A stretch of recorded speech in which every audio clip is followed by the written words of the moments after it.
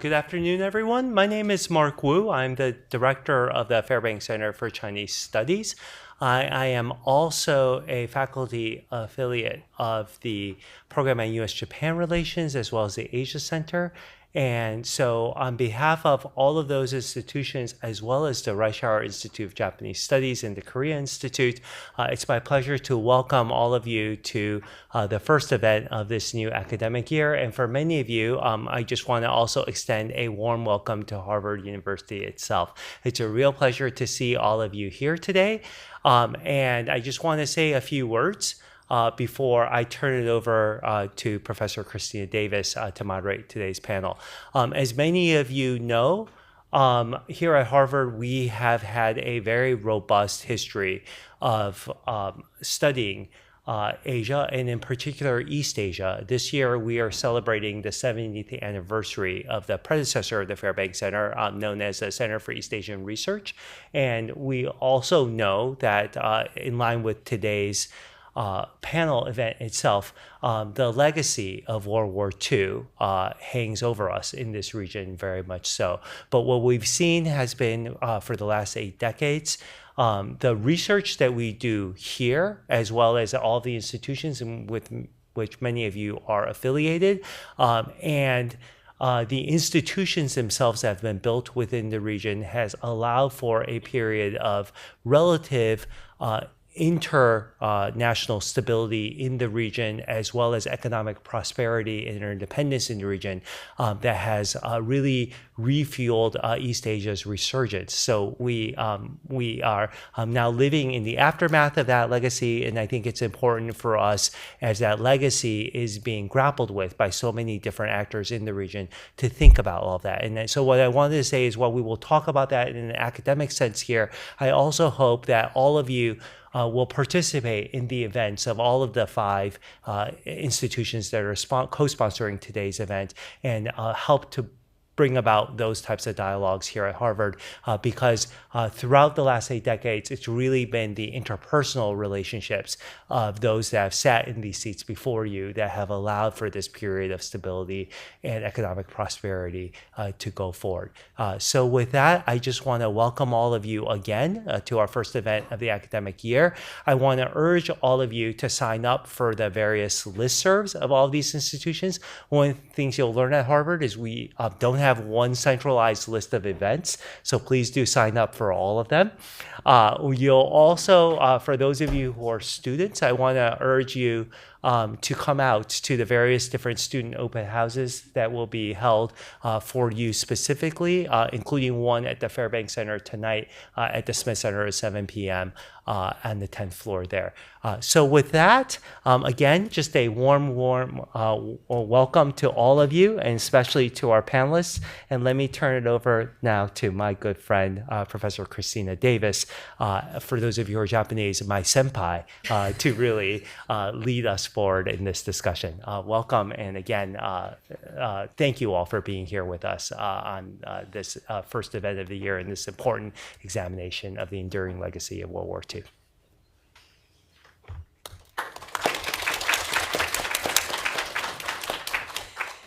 Thank you so much, Mark, for bringing us all together for this important event. I'm honored to be the moderator, and I am really grateful that you had the idea that we needed to mark the 80th anniversary with a shared event between the Fairbanks Center, the Program on U.S.-Japan Relations, and we are jointly sponsoring the event also with the Korea Institute, the Reischauer Institute, and the Asia Center.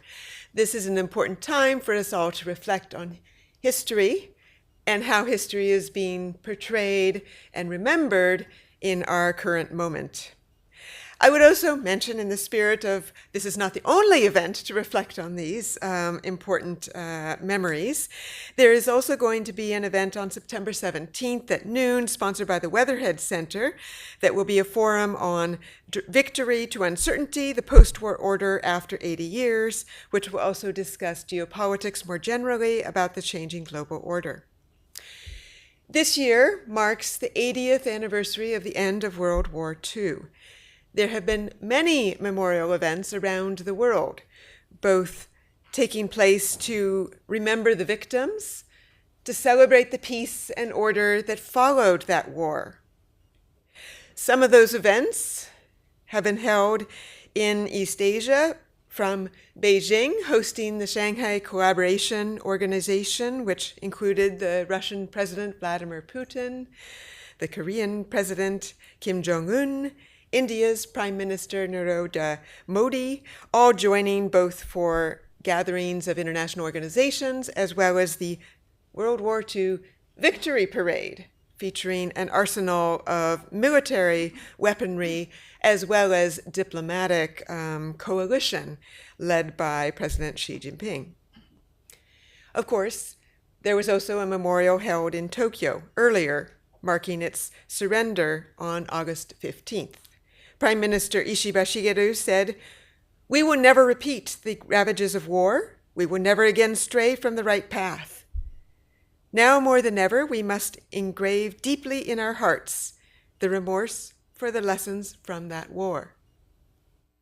Emperor Naruhito echoed similar sentiment, speaking of deep remorse for the legacy of the war. How should we as scholars, practitioners, and students reflect on the legacy of the war and the changing politics we see today in East Asia? How do World War II's legacies matter? And how have those legacies changed in the current international and domestic politics of China, Japan, and Korea? We are very happy to have three distinguished scholars to help us think through these questions today. I will be asking a question of each of them and opening up for their comments, and we also will let you all have a chance to ask questions, so please think now of your questions. First, I will be turning to Rana Mitter, who is the Lee Chair in U.S.-Asia Relations at the Harvard Kennedy School.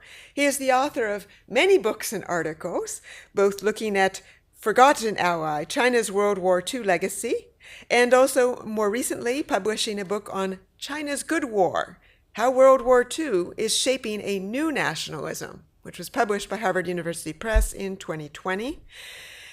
We are very excited to also have Thomas Berger joining us. He is the Professor of International Relations at the Pardee School of Global Studies at Boston University.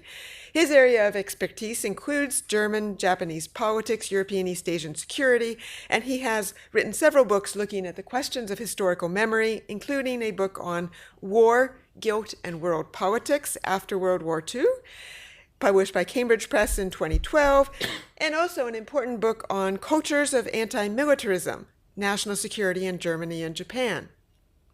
Finally, we are delighted to have with us Mark Caprio, who has spent time at Harvard before and is back with us now as a visitor for the year.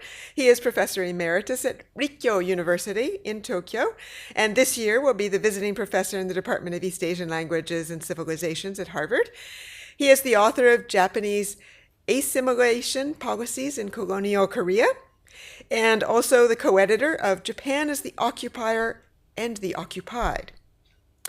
This is an excellent panel of experts, and I also know that many of you in the audience bring important perspectives to these questions as well. So let me first ask each of our panelists to reflect on how the historical memory has affected domestic politics. First, Professor Rana Mitter, when you look at China today, how has war memory from the 1930s and 40s continued to shape domestic politics? And how has the symbolic use of this history changed under President Xi Jinping? Christina, thank you very much for that very generous introduction, and thank you to my fellow panelists and to everyone here for coming and joining us at the beginning of what I think we all hope is going to be a very lively semester here at the Fairbanks Center and beyond. I want to reflect for just a few minutes, Christina, on your question in the light of the event which I think has dominated news around the world, really, in the last few days, which is the huge military parade in Beijing, in Tiananmen Square, in which commemoration of the 80th anniversary of the end of World War II in Asia has been combined with clearly a variety of messages from China about how it sees both its domestic politics and its place in the wider world. Before I do that, let me just give two brief sentences that I think are worth putting on the table too, as we're going to spend most of our session, I think, discussing legacies, and that's right. That's the right way, I think, to focus this session. But a couple of elements that I think are historically important. The first, on the Chinese side, it is just worth all of us remembering quite how devastating an event World War II was for China. Although we even now don't have full casualty statistics, certainly plausible numbers suggest 8 or even 10 million or more deaths were caused through the war in China. That includes not just combat casualties, but deaths through massive famine in central China in the early 1940s and other factors as well. It really was a truly horrifying set of events. The second thing, and I hope I can count this in the category of objective fact rather than opinion, is that although the China of that era was a weak state, one that was unable to defend itself, the geopolitical situation in Asia, in East Asia, is very different today. China today is a strong country that has, I think, nothing to fear in terms of invasion or occupation from the outside. And Japan, as I think we'd all acknowledge, is a democratic, pluralist state which is entirely different in terms of its polity from what it was as an empire back in the 1930s and 40s. And understanding the difference between those two periods, I think, is very, very important in assessing the legacy of today and messages about the danger of conflict in the region in the present day. So let me use that to just give a couple of quick thoughts about how that wartime experience still shapes aspects of China today. And I would say perhaps the element of domestic politics that still most notably changed, let's say over the last 30 or 40 years, I'd say this is a phenomenon from the 1980s onwards, is the slow and in some ways understated rehabilitation of the old enemies of the Chinese Communist Party, the Chinese nationalists, the Kuomintang, under Chiang Kai-shek, who of course was the recognized leader of China in the 1930s and 40s. Historically, it is, I think, known, certainly known in China, that a united front between nationalists and communists was responsible for resistance to Japan until the arrival of the global war with Pearl Harbor in 1941. But for a very long time under Mao, it was very difficult to talk about that nationalist Chinese legacy.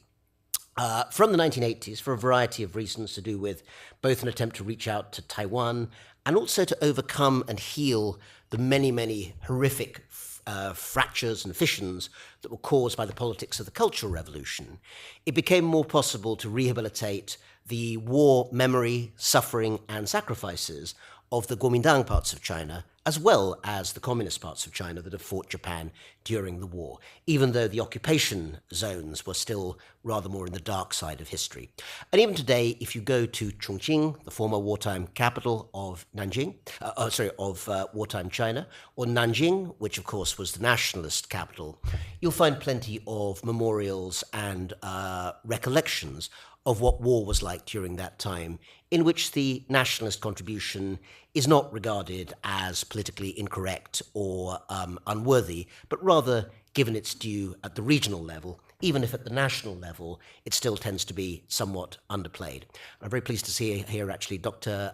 Chang Jiang, who is research fellow over at the Kennedy School, who has written extensively on exactly this topic and may have a comment a little later on.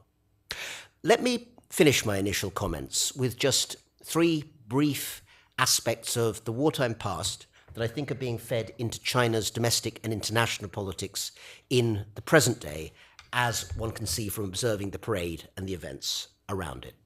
Number one, I mentioned Taiwan before, and I'll bring it back.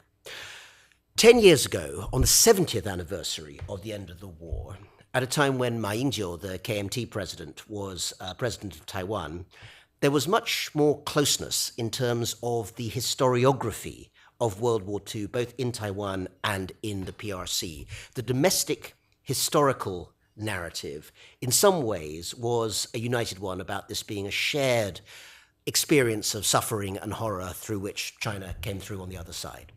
Clearly an era where the DPP, who have a very different sort of politics with regard to Taiwan's identity, no longer shares that particular cross-straits agreement. And as a result, I think we see that this year the parade stresses the CCP or communist elements much more strongly than the KMT nationalist elements. That's a rebalancing and a change from where it was 10 years ago, and a very noticeable one. The second one has to do with the presence of Vladimir Putin, the Russian president, standing next to Xi Jinping, along, of course, with Kim Jong-un, about whom we may hear more in just a few minutes, perhaps. In terms of the Soviet contribution, even 10 years ago, you did find mention, and rightly, of Soviet fighter pilots who defended the skies over Shanghai and other cities in the first years of the war, 1937, 38, 39, before the withdrawal of the Soviet Union into neutrality against Japan for most of the rest of the war. But now that has been sort of parlayed into a rather more overly broad narrative, I would say, in which the Soviet Union is given key credit for its contribution to victory in Asia, with the United States now really being pushed into the background. And historically speaking, that's an imbalance. The Soviet fighter pilot contribution and the Soviet invasion of Manchuria, the Red Army in 1945, were both important, very important, but they were not the only elements of international assistance. And the US has now been, it seems, more faded out of the picture.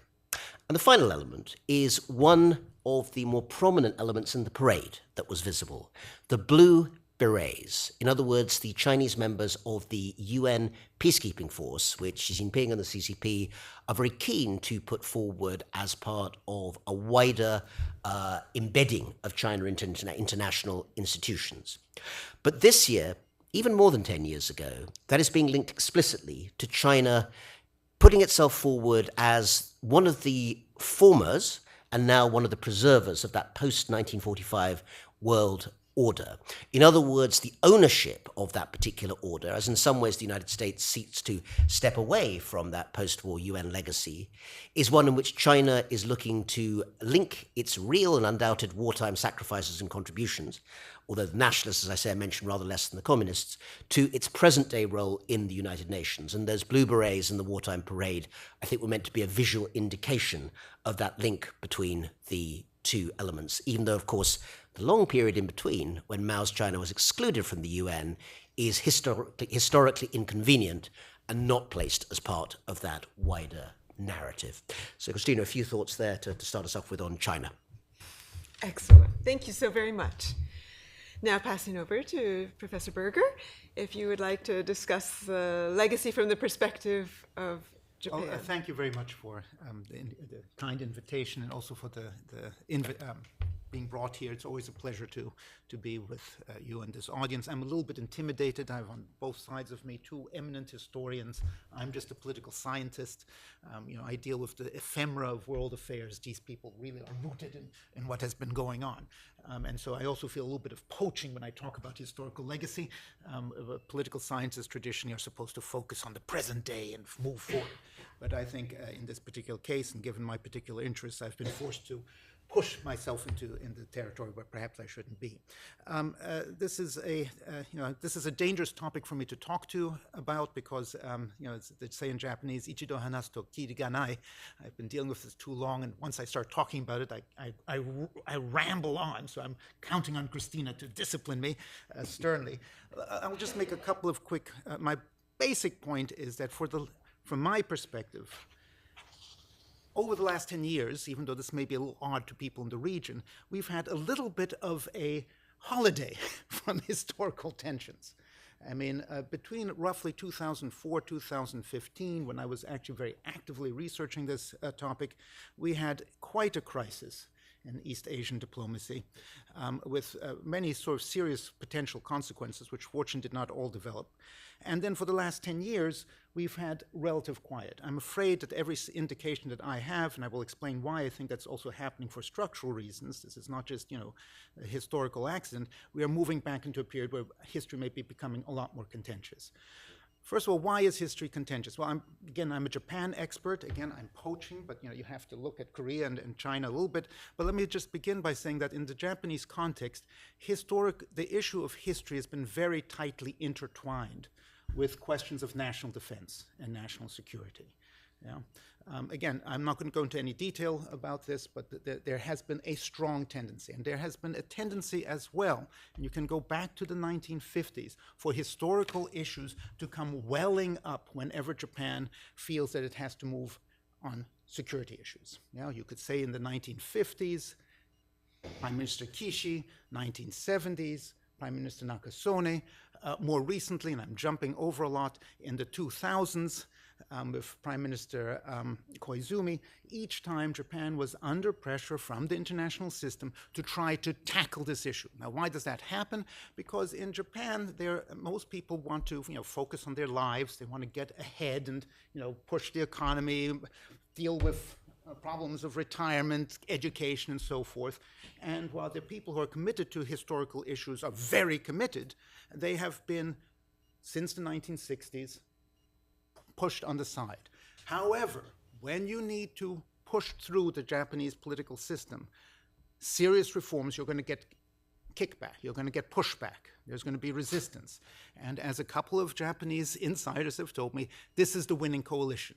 People in the center who are pragmatic reach out to the people who are more nationalist, and as part of the political bargain, they make concessions on historical issues, such as education, such as the Yasukuni Shrine, and so forth. Okay? Now, this has been a long pattern.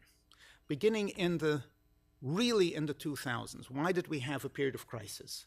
Yeah. Well, because there had been changes in the international system and in the politics of neighboring countries. In the international system, Japan's relative weight in Asia declined. 2006, very famously, China overtook Japan in terms of GDP. Chinese military power far exceeded Chinese military power by the 2010s. Yeah? Likewise, South Korea has become, went from being a relatively poor industrializing power country into a real power in its own right. Yeah? Also, so this changed in some ways the dynamics of what the history issue up to that point in time. There's a lot more here, which I'm simplifying, but let's leave it at that. An additional factor is that the way in which history was being discussed in South Korea, and I have people who know a lot more about it, it became linked with democratization, with human rights, with issues of gender equality, hence the comfort women became such a explosive topic. In China as well, there was a debate about, now that China has stood up, is it the sort of debate about whether we're going to keep up with Deng Xiaoping's hide and bide, keeping a low profile. We moved into a period of more assertion, including on the history issue. These two, now this is all very simplified, and I'm hesitating to do this with people who are so much better informed than me, but these things collided in the early 2000s with, again, Japan in the wake of 9/11, under pressure from the United States, was being pushed to do things it was profoundly uncomfortable doing. Yeah, as a whole, there were some Japanese who were very eager and felt it was necessary to do this. But as a whole, they were being pushed to take on a large international role. Prime Minister Koizumi, who himself at that time, his son, by the way, is one of the candidates for replacing Prime Minister Ishiba. I don't think he's going to make it, but he's there. Prime Minister Koizumi, who himself was not really a nationalist, but he was being supported by nationalist elements in the LDP. He needed to appeal to them. He also had a personal conviction that, at least people near him say, he felt that at a time when you're asking Japanese soldiers to potentially go overseas to Iraq, it is necessary for a Japanese leader to recognize the sacrifice. If we're going to be sending young people into harm's way, we need to recognize this issue. So he did what you saw so many times before in Japanese history. He started to go to Yasukuni again and again. This clashed with the changing geopolitical and, let's call it, the domestic political realities in both Korea and China and in the region.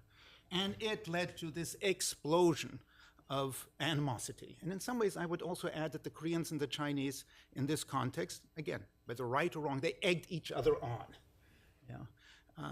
They believed that, I think there was a belief that on the Korean side, that they could use China to put pressure on Japan, isolate Japan on historical issues. The Chinese also saw an opportunity to pull Korea out of this. They also were appealing to the United States. We were not exactly fans of historical revisionism. They hoped to drive a wedge, or at least a potential wedge, between the United States and China on these issues.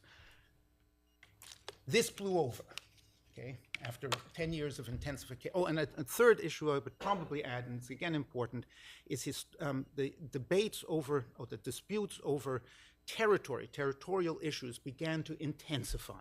And they really intensified beginning in the 1990s, but reached a fever pitch in the 2000s. Those of you who follow this remember in 2005, 2010, 2012, we had these massive anti-Japanese demonstrations. Now, why did it blow? And history then became linked, and explicitly and officially, in the Korean and Chinese diplomatic discourse in a way that it had not been before. And this again added explosiveness to this issue. Why did this issue blow over? Well, some of it we have to attribute to the wisdom of the leaders in the region. I mean, Prime Minister Abe, deeply nationalist, highly committed, but he understood the need to step back on the history issue in order to try to refine some kind of equilibrium. Korean leaders also tried to deal with this issue, and I think also the Chinese saw, I'm missing Ezra Vogel, who my former mentor, who used to talk to me about these issues. The Chinese also saw that this effort to use this as a wedge was not going to work.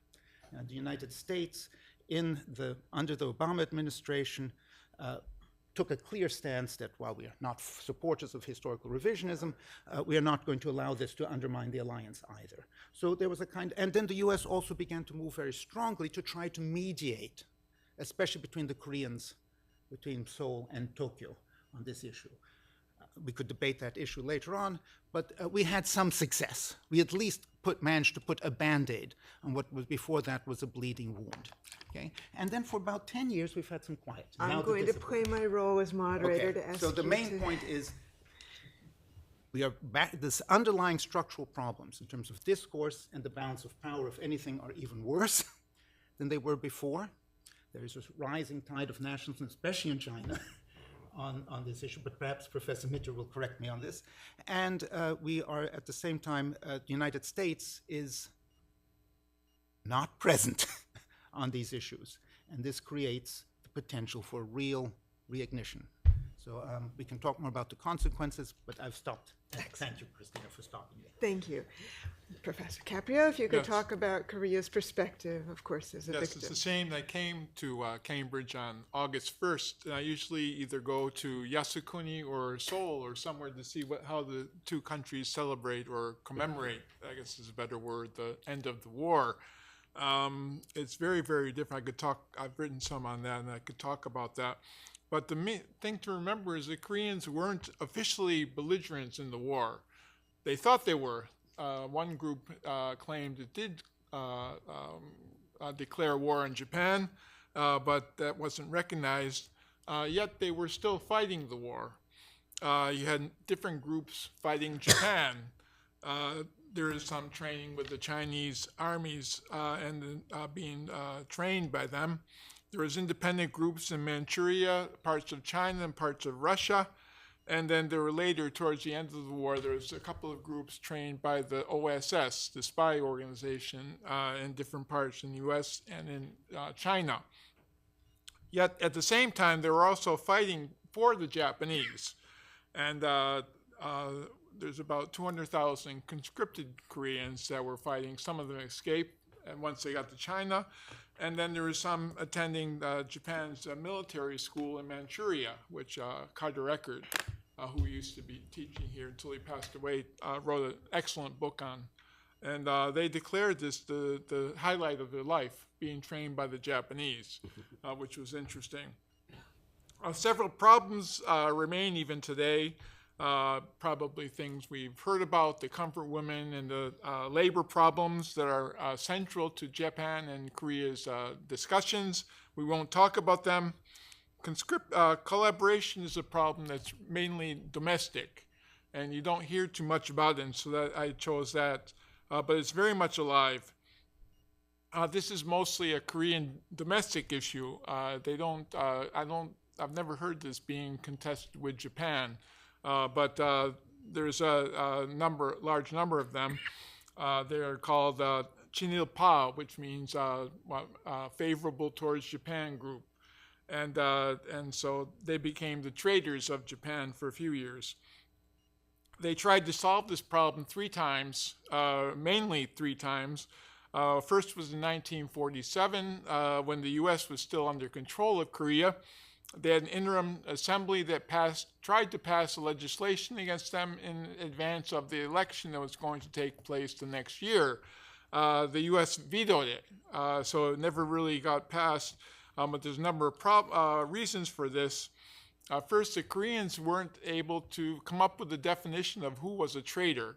And I've seen the transcripts of the assembly, the internal assembly. It was like you could see that a few people in the groups were trying to sabotage the movement and bring up ridiculous statements like, well, what if they used some Japanese or Korean used eta or something in their sentences? Are they traitors, or they sent their kids to school and things like this? And so I thought they were trying to sabotage this. But you have to think, if they're not going to prison, if the Korean wasn't in prison, they were probably collaborating to some extent, depending on your definition of collaboration. The chair of the committee, Kim Kyu-sik, said he felt he had to find a few Koreans guilty just to set parameters for what a nationalist was. And he was prevented from doing that by the U.S. military. The U.S. might have been influenced by the European examples, which were especially brutal, especially Czechoslovakia would condemn a collaborator to death and give them 1 day to appeal the sentence, which never passed, and they would put the person to death. So I think 84% of the people convicted got served out their punishment. Another problem was that the right wing, the collaborators for the Japanese police, were admitted into the American police force in Korea, and they actually threatened Hodge, who was the head of the commanding officer of the Americans, that to veto any bill because they served to be convicted if it was passed. So they threatened the U.S. military government. In 1948, the South Korean Assembly was formed, and they tried to pass a bill. It was very similar to the one in 1947, and they found 78 Koreans guilty, but only penalized 10 of them. And the most severe punishment went to a former Japanese policeman who was Korean, who was sentenced to death. And there's questions of whether he actually was put to death. The Korean War came a couple of years later, and the idea of a traitor changed from pro-Japanese to pro-communist. And so Sigmund Rhee put many what he believed to be pro-communist Koreans to death right before the Korean War. And he also limited the statute of limitations for this legislation, and it never really got off the ground. The third time was in 2004. This is after democratization in 1987, and the president at the time, Roh Moo-hyung, got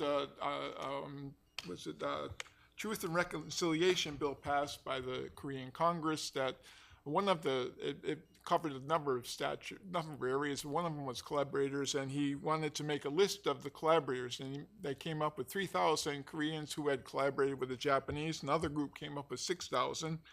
The idea was they were going to take the land that these collaborators got from the Japanese during the Japanese period and reclaim that for the Korean government.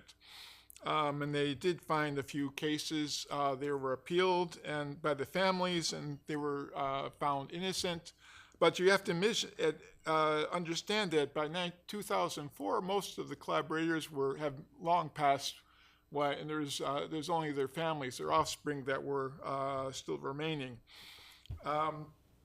Another problem with this was the president chose a certain Korean to head this committee.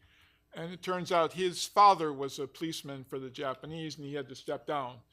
So usually anybody in the upper echelons of government had some dirty laundry somewhere in their history.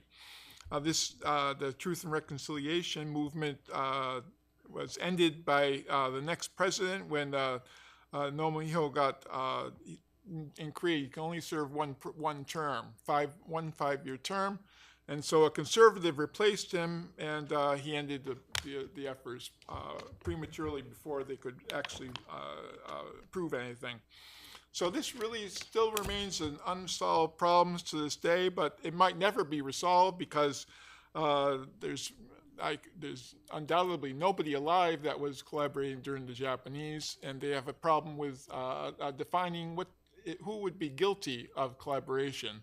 Most Koreans probably did collaborate to one extent, but who are the guilty ones? And they tried in the beginning to get them to find them guilty so they could take away their civil rights. They couldn't vote, they couldn't run for office. But now there's really nothing left that they could do to punish the families if they're found guilty of this. So I think the Koreans must ask whether to resolve this problem is important or even possible at this time. And so it remains a legacy of the colonial period, and partly the war, because some number of the collaborators were found guilty for giving speeches that would recruit young Korean boys to the military. But it remains a problem, probably will never be solved. Thank you very much. I think it's fascinating to consider who are the traitors and who are the heroes is targeted and reflected within Korean politics, but also looking back over history, Rana's told us about China's emphasis in terms of shifting the role of the KMT getting credit or not receiving credit. And I appreciate the systemic perspective, Thomas, of how domestic and international politics have played into which people within Japan are willing to make concessions or unwilling to make concessions in terms of apologies and correcting history. So clearly we know that the way history is portrayed has changed over time within these countries, both in their deep domestic debates over the consequences of the war and because it is a tool for their relations with other countries. I am also very interested to think about how do they reflect on the lessons of the war looking at the problems of today? And do we think about what were the causes of World War II as we reflect on, are we on the brink of another world war? What would we try to do differently? And is there any kind of lesson taking or portrayal of how what happened in the past justifies the policies of today, whether it is expanding defense spending, the military parades in China, or national unity as important? And of course, we know in Japan, you're starting to get populist anti-Chinese rhetoric. Is that something we should be concerned about as not looking at learning lessons of the past? I wonder if you see this happening within the societies you study. Okay, I'm happy to go with China first. I think it's broadly fair to say, others, when we get to Q&A, are welcome to dispute this, that the public atmosphere, the civil sphere in China is just much more restrained than it is in either ROK or Japan. Obviously, we know that there are all sorts of complexities, and we've had from both Mark and Thomas really important and I think complex explanations of why public discourse in the present is shaped by the legacy of the past. But they are still democracies. There is still a lively civil society in which these issues are discussed. In China, at the moment, it is quite constrained, really quite constrained. It's not that any of these elements that I've mentioned are completely absent, but most of them, I think, are very heavily constrained in terms of lessons by what the CCP, the Chinese Communist Party, wants to put forward as its message for the present day. So if there is a lesson that I think we're supposed to gather from the recent military parade, and also from less prominent but I think very notable elements of the public culture that's been created around them. For instance, some of the big movies that have been released in China this year. Anyone here seen Nanjing Photo Studio at all, or heard of it? Okay, massive hit in China, and it's set during the horrific Nanjing massacre of 1937. Again, produced very much for this 80th anniversary. Or the film about the Lisbon Maru, which is about Chinese sailors who rescued British soldiers whose warship had been bombed by the Japanese, who were, thrown into the sea and in danger of drowning. And they're based on a true incident where they were rescued by Chinese fishermen. So I think overall, things like the movies, museum displays, and the parade itself, TV documentaries. I was in Beijing a couple of weeks ago, watched quite a few of those, are very much putting forward the message that China and to some extent Asia, but really China at the center of it, had agency during that war. In other words, the idea that China, despite its reputation in the West, was not merely a victim at that time, but actually had the capacity to change the path of the war. Now, in some cases, I think actually that's justifiably true. In other cases, I think the case is being exaggerated in that sense. But, broadly speaking, the idea of Asianizing China's contribution to the war is something that I think is being used as a way of talking about that now distant past in terms of China's sense of putting itself forward today as an Asian leader.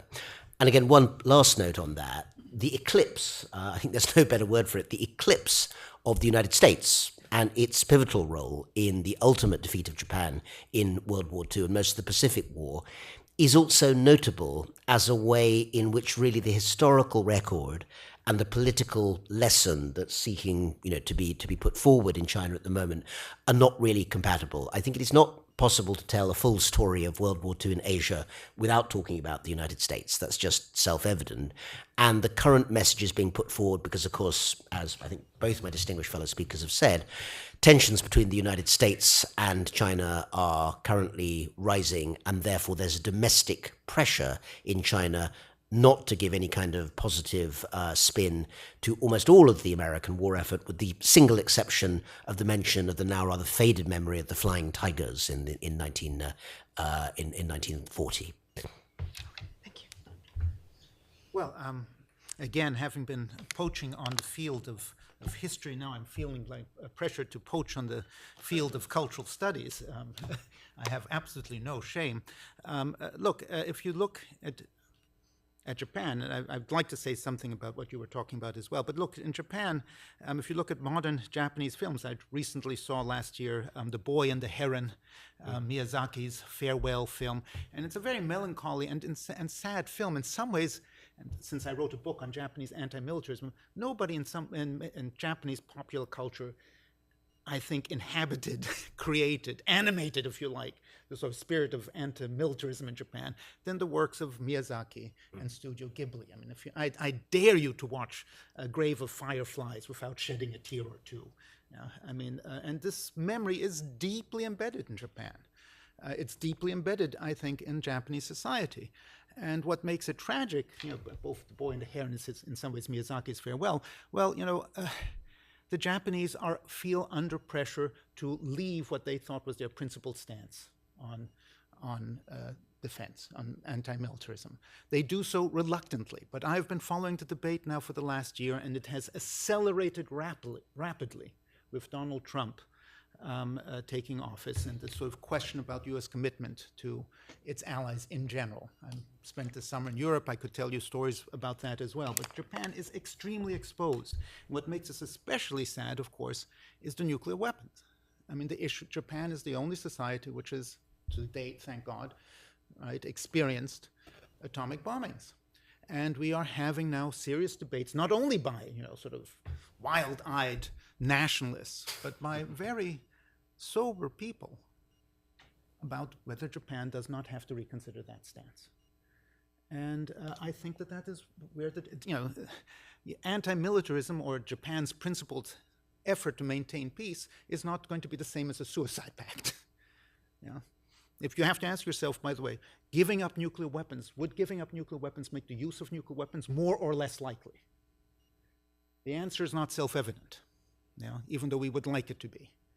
And I think that that's where we're headed. And so I see in Japan now, and this is going to be a searing debate. It's going to be a very difficult debate for U.S. allies. I was in Germany this summer. I'm writing about German defense and foreign policy.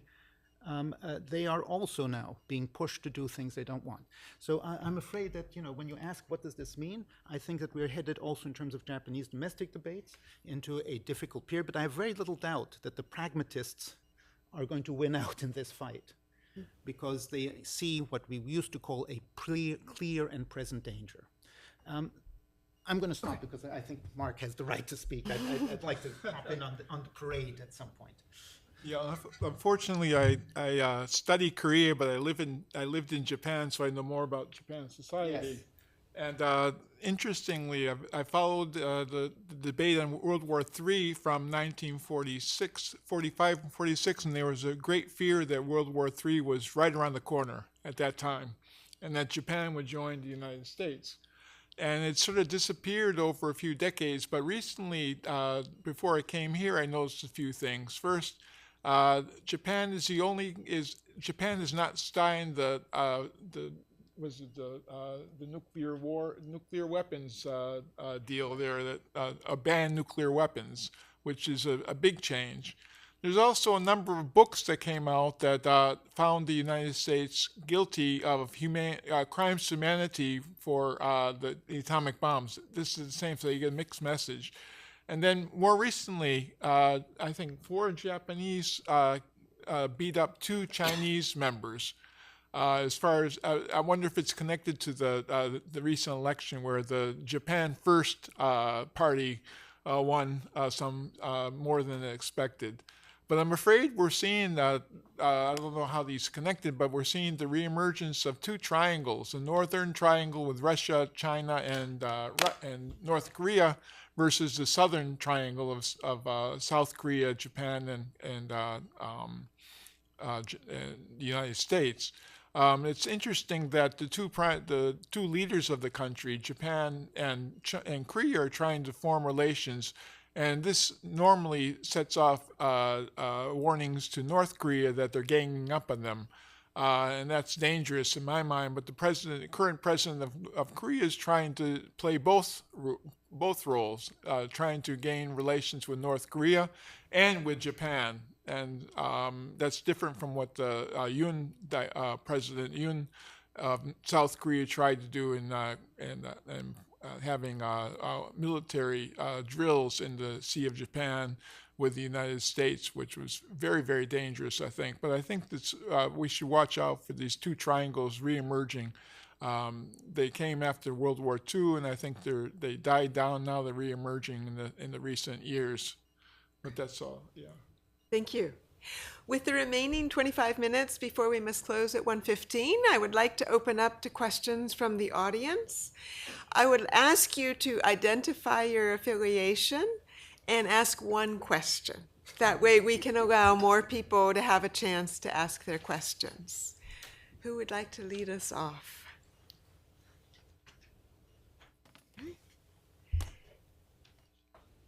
Oh, yes, and wait for the microphone to come around to you.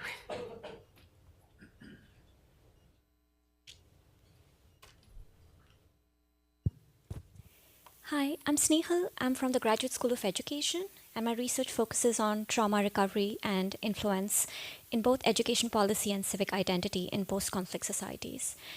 With that lens, I'd like to ask Professor Mitter a question. We had one of your chapters as a reference when I was in my class.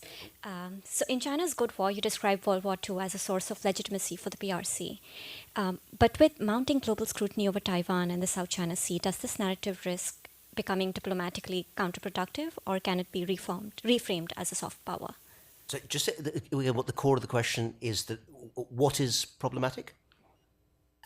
Would you describe the World War II as a source of legitimacy for the PRC, like with the mounting global scrutiny? You want to take a round of questions, Christina? I think we'll ask question answer until we get really close to the end. Okay. Shall I? Great. Thank you so much for a great question. I just wanted to make sure I'd got it accurately, which I hope I have. I think it is fair to say that there is an anomaly in the way in which the PRC has, I think, very actively rehabilitated many aspects of the memory of World War II within China itself and its international position. Because a great deal of what it's had to do in terms of creating a new kind of domestic discourse simply isn't compatible with some of its international claims. Or rather, it involves a tremendous amount of historical sleight of hand. So to give a couple of examples of what I mean by that, and just to illustrate by things that I've seen recently, I think others have as well. When I mentioned in my initial comments that China is pushing very hard to seek ownership, you might say, co-ownership of the 1945 world order. And you can see that certainly, for instance, commemorated in a massive new museum display at the major museum of the war in Beijing, which was opened just within the last few months. So it's certainly very, very active in the present moment.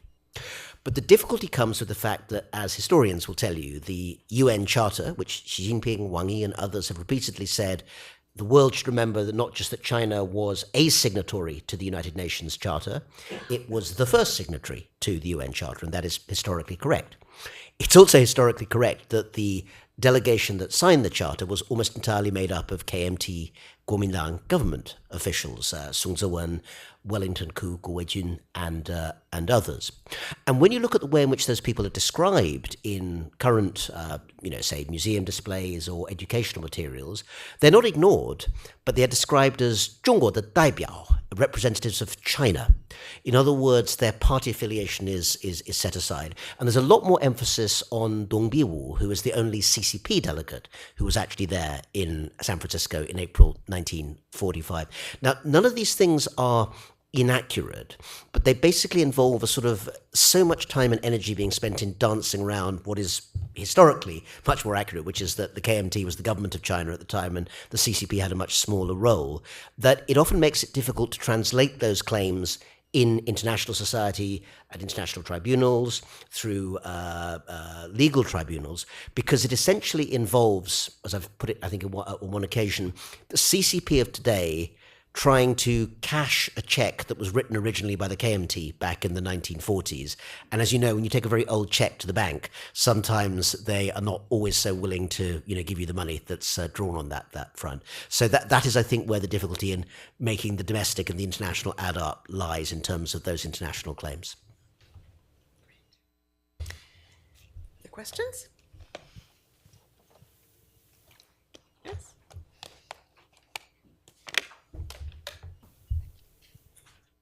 Hi, I'm Andy Gordon in the History Department, and thank you for 3 really interesting sets of remarks. This question is mainly for Tom and possibly for Mark. I share your pessimism looking forward, and I wondered if either of you would want to speak more explicitly. We have the very recent resignation to come of Prime Minister Ishiba. Well, I guess he's already resigned as the leader of the party. I don't quite understand how, but he's still the prime minister for a while. But then he's not going to be, and somebody else will be. And that Ishiba's own view on the legacy of war, especially in relation to Korea, was pretty much of a maverick one in the LDP. I've read what he wrote in a book last summer, just before he became prime minister. It was a phrasing that astonished me coming from an LDP leading politician. He said a lot of people say the Koreans should be grateful that we colonized and modernized them, but that's ridiculous. We have to have empathy or sympathy, I forget exactly, it was in Japanese, and think how we'd feel if the Russians came in and made us worship at the Russian Orthodox Church and made us change our names and take Russian names. And of course, the Koreans feel aggrieved, and we have to be able to understand that. And so that was whoever becomes prime minister is going to, I think, have a different view of this historical legacy we're talking about. And I guess my question, what's the danger of this spilling over from a debate around history into the more geopolitical realm, as happened in, as has happened? And the danger is very large. And it's also spilling over in Japanese domestic politics, if you follow it. I mean, I should follow it more closely, but I'm following it as best I can from here. Let me just quickly go to a point which I think sometimes I sort of salve my conscience about dealing with the politics of history by saying I don't really deal with the politics of history, I deal with the politics of historical representation. Right? It is not how actually things happened, it is how people are presenting what happened. And I represent a position I call mnemonic realism. Right? Mnemonic realism is twofold. On the one hand, I believe that, and we should be, and as a political scientist, I'm intensely sensitive to the extent to which people are able to manipulate, right, images of the past. The Chinese do it all the time. Japanese do it as well. At the same time, however, I'm a mnemonic realist in the second sense, which is that these narratives, once they exist, have real impacts. They have real emotional impacts, and people, including leaders who are trying to manipulate themselves, become captive to these positions. I could go on about that. I'm trying to write another book on this issue. Now, getting to the point that you're, I think, getting at, how does this mnemonic, how does history affecting Japanese domestic politics, and how might it affect international politics? Well, you can see that there's a lot of maneuvering going on. I mean, the last Japanese presidential election boiled down in the end to a sort of, there was, Ishiba was in some ways a compromise candidate who was less ideological on history issues than the Abe's successor, Takaichi Sanae, who is also one of the leading people. Now, Takaichi Sanae is really hot to trot on the Yasukuni Shrine, create a representation of Japanese history which is going to be very revisionist. And there are a number of other people. For example, Yang Koizumi, we had recently the Yasukuni, we had 8/15, the Japanese surrender date. And then there was the question of what kind of statement was going to be made, who was going to go to Yasukuni Shrine. Yang Koizumi was one of the people. So he is, like his father, beginning to try to possibly attract votes from the people who are really committed to this issue. Ishiba decided not to go. I believe that Motegi, who is another one of the leaders, did not go. So, you're beginning to see how leaders, regardless of their own personal views, are trying to figure out, how do I build a winning coalition within the LDP to become president, and then president of the LDP and become prime minister. So it's having an effect on Japanese domestic politics this very minute.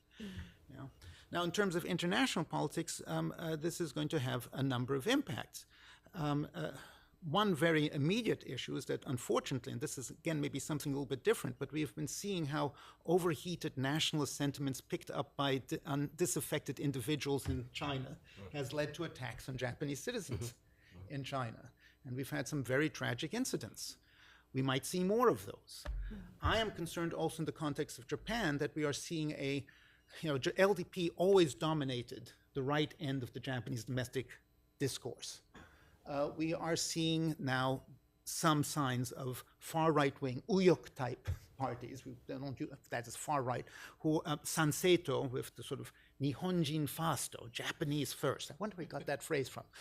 In any case, picking up on an anti-foreign rhetoric. And I am concerned, as in the past Japanese police officials and diplomats were concerned, that some lunatic in Japan or some group might start targeting Chinese visitors. And this could lead to a very destructive tit for tat. So one should not underestimate the way these kinds of incidents can then create unpleasant effects. I also worry about the way this will translate into disputes over Taiwan, the Chinese side, and you can speak much more to it, over the East China Seas and the Senkaku Diaoyu issue. These issues, unfortunately, even while people are trying to harness them, trying to control them, can lead to uncontrolled results. Right now, in one good piece of news, it seems, after all, that Xi Jinping is controlled. But again, I'm going to go back to Ezra Vogel, and he said these issues become especially tricky in the Chinese context when you have any kinds of split in the Chinese leadership. Because there's always the danger that you can be outflanked by your opponents. That's one of the reasons why 2012 became as destructive as it did, when the Japanese tried to kokuyuka, tried to nationalize. So I can see these kinds of tendencies popping up. And again, with the US being AWOL from the region right now, I can see this stuff becoming much more destructive than we saw in the past.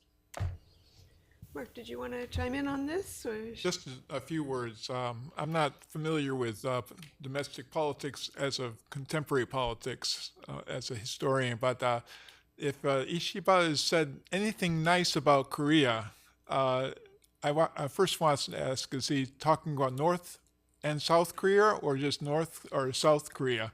And what does he mean? And then another problem is this Japan First, probably from Washington, party. How strong is that going to become in the next few years? And what effect will that have on Japan's on politics internationally and domestically? Did you want to respond? No. Okay. Yes, our next question. Hello, professors. My name is Lin Zhang, a visiting PhD student from Tsinghua University. My question is very short. As Professor Rana mentioned, China's role as ally in the World War II have been forgotten for many years in Western world. I want to know what caused it. I mean, what happened in the international relationship during the few decades. That's all. Thank you. Our audience has been doing an excellent job asking short questions, so I want each of you to give a short answer. Who would you like to start this time? This is you. Yes, Me? you can start. Okay, well, it's actually about China in the world, and the world includes Japan and Korea, because I'm going to give a short answer, but I'll give two sentences. The first one out the West. I would say that essentially China's, as I said at the beginning, very, very considerable and I think crucial contribution to World War II, particularly in the early years before it had allies, is underestimated for a variety of reasons. Number one is the Cold War. Essentially, because most of Western Europe essentially was under American reconstruction in the post-1945 period, it also became possible for European politicians to meet together, European educators to meet together, an agreed narrative of World War II and how it must not be allowed to ever happen again, and a shared rejection of Nazism as an ideology. China and Japan and Korea had only about 3 or 4 years after 1945 before the Chinese Civil War meant that essentially there was no significant dialogue between these countries again for decades and decades. And by the time that dialogue came, probably in the 1980s, it was already very politically inflected. So that's the first reason. The second reason is that during that Cold War period, essentially it was impossible for Western scholars to come to China and look at archives and materials to write the history. There was also a similar problem actually for a long time with the Soviet Union, but that was eased over time and very much eased in the 1990s for a brief period when Russian archives were very, very open to the West. Not for long, but for a while. China has gone back and forth since the 1980s in terms of allowing Westerners into wartime archives, but because many of them are about the Kuomintang contribution, there are political, difficulties. 这个题目有点敏感, even now it's quite a sensitive topic. So that's another reason.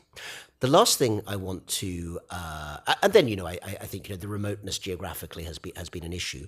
But the last thing I want to do, just perhaps as a thought to Tom and to Mark, perhaps Tom particularly, is this. I relatively recently was in Japan looking into the question of how Japanese popular culture has looked at World War II. And I came to a conclusion. I'd love to tell me if this is right or wrong, and perhaps come back on it too. I think it's far too simplistic, as you sometimes get both in the West and Japan, to have people say, Japan's culture denies, its responsibility in the war, etc. The whole Senso Sekinyin debate is a very long-standing and deep one. I think we all know that. What does seem to be the case is that the Pacific War against the United States gets much, much more play in terms of historical analysis, well, particularly popular cultural analysis. In other words, the idea that the American war is really the important war, and that the war against China, at least in terms of popular culture, movies, you mentioned Grave of the Fireflies. I think about, lots of films in recent years. In This Corner of the World, another great anime well worth seeing, Ein no Rei, The Eternal Zero. Almost all of these films, with very few exceptions, are about the Pacific War, not about the China War. And that, I think, is one distinction still in kind of popular culture in Japan about the war as a whole that holds and underplays the importance of the China War in the first place. But you may disagree. Well, I guess it's my turn. I'll try to be quick. I think one poetic, and various thoughts, but look, one poetic way of putting it is World War II was won by a combination of Russian and Chinese blood and American steel. Okay, I mean the enormous human sacrifice that especially the Russians but also the Chinese made helped stop the expansion of the fascist Axis powers. It was both of those victories were also made possible by not the inconsiderable sacrifice. 400,000 American soldiers is worth remembering, but also the enormous economic forces that we deployed in bringing down those two powers. Now, that's the sort of what we're missing. Now, China is, in terms of the Japanese, for Americans, by the way, growing up in America, for us, World War II began with Pearl Harbor and ended with the atomic bombings, okay? Yeah. Most Americans, focus this way. In terms of the Japanese, why is there more focus on the Pacific War? That is the war against the United States in the Pacific. Well, I think it's in some ways convenient for the conservatives in Japan.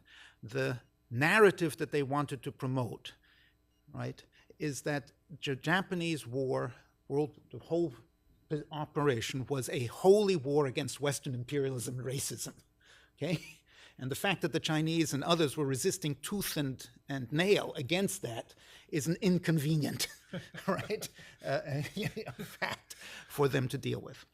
And for the Japanese left in World War II, the big issue in trying to mobilize the Japanese population against what they feared is the remilitarization of Japan, right? The symbol is Hiroshima, Nagasaki, right? While the Americans, the Japanese militaries, they're not fans of, but they also like to emphasize, and they also believed, there were decisions which were made in the 50s and 60s saying the way we can mobilize the Japanese public is to focus on how the Japanese people were victims. They were double victims. They were victims of the militarists. Think of, again, every Miyazaki film, how they portray the military as kind of lunatic, corrupt figures. They were victims of the military, but they were also the victims of the United States, which waged this war with utter ruthlessness and using the most powerful weapons imaginable to bring Japan to its knees. So for both the left and the right, focusing on the Pacific War made sense. And I think that's part of why you have a relative, and then if ordinary Japanese, they're aware that very bad things happened in China, okay? Even if you read, let's say, I'm continuing to, poach, okay, I'll shut up. But if you read Mishima, and his peony novel, there's a recognition, even by the right, of just how brutal and how inhumane that war was. And again, that's something that did not fit, was not a useful representation of the past for people.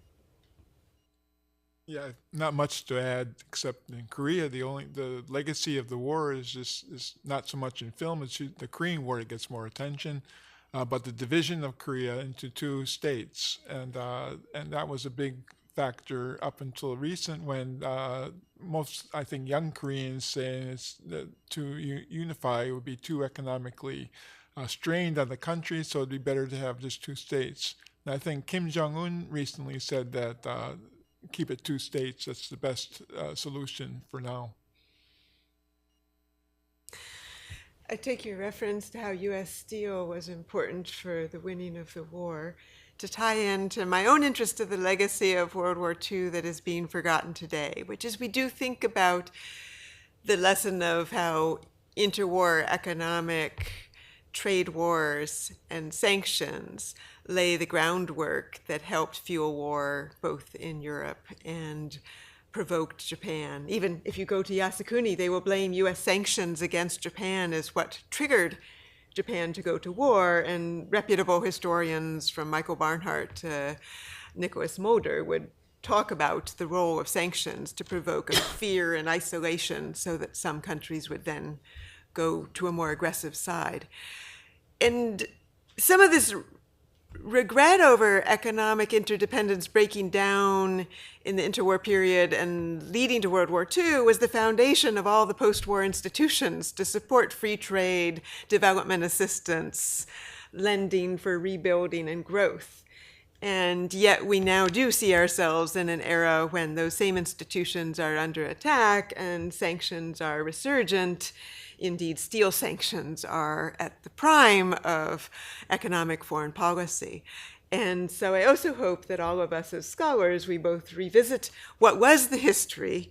As political scientists and historians, we think about how history is mobilized in current politics in many of the ways we've been hearing about. And we also think about how our alliance is being reshaped and where should we think about the role of international institutions. Did they help to mitigate a return to war? Do they still have a role today? And we all hope that we can look at history and think about it both as representation and also as opportunities to learn more. But we've been fortunate to have this conversation today with leading experts. I know that there are many more questions to be asked. I hope you continue to do so in your classrooms or staying afterwards with us.